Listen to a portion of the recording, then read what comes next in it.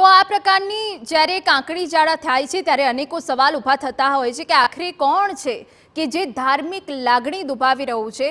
ગુજરાતની શાંતિના દુશ્મન કોણ છે? તો 6 વિધર્મી બાળકોએ પથ્થરો ફેંક્યા હતા। આખી સુરતની ઘટના અમે આપને બતાવી રહ્યા છીએ કે આખરે આ ઘટનાને કેવી રીતે અંજામ આપવામાં આવ્યો। 6 બાળકો હતા કે જેમને ભડકાવવામાં આવ્યા, ત્યારે સવાલ એ પણ ઊભો થાય કે આખરે આ લોકો કોણ છે કે જે બાળકોને ભડકાવી રહ્યા છે।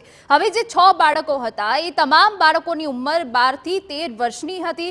આ બાળકો સગીર હતા કે જેઓને ભડકાવવામાં આવ્યા। હવે બાળકો રિક્ષામાં બેસીને સ્થળ પર પહોંચ્યા હતા તેવી પણ વિગતો છે કે આ જ બાળકોએ પથ્થરમારો કર્યો હતો જેમની ઉંમર 12 થી 13 વર્ષની હતી અને આ બાળકો રિક્ષામાં બેસીને આવ્યા હતા।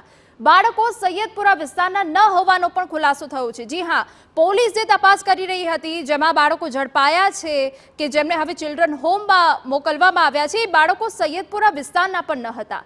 1 થી 1.5 કિલોમીટર દૂરથી બાળકો આવ્યા હતા તેવી પણ વિગતો મળી રહી છે। જ્યારે પોલીસ તપાસ થઈ તો આખો આ ઘટનાક્રમ સામે આવ્યો છે કે આખરે આ બાળકો ક્યાંથી આવ્યા હતા। જોકે તેઓ સૈયદપુરા વિસ્તારના તો હતા જ નહીં, બાળકો કોની પ્રેરણાથી 1.5 કિલોમીટર દૂર આવ્યા તે પણ અહીંયા સૌથી મોટો સવાલ થઈ રહ્યો છે। આખરે આવા કાંકરી ચાળામાં બાળકોની સંડોવણી કોણ કરી રહ્યું છે તે પણ એક સૌથી મોટો સવાલ થઈ રહ્યો છે। કોની પ્રેરણાથી બાળકો આ પ્રકારની હિંસક પ્રવૃત્તિ કરે છે તે પણ અહીં સવાલ છે।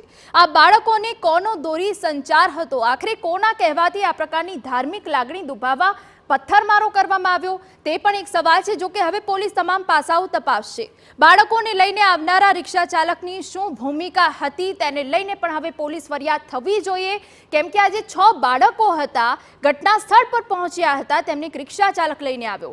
શું બાળકોને આગળ કરીને અશાંતિ ફેલાવાઈ રહી છે?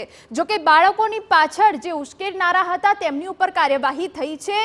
તેઓ જે ઘરોમાં છુપાયેલા હતા તેમને બહાર કાઢીને દંડ કરવામાં આવ્યો છે। શા માટે ધાર્મિક પ્રસંગોને સતત ટાર્ગેટ કરાઈ રહ્યા છે? આ એક સૌથી મોટો હાલ ગુજરાતનો પ્રશ્ન છે।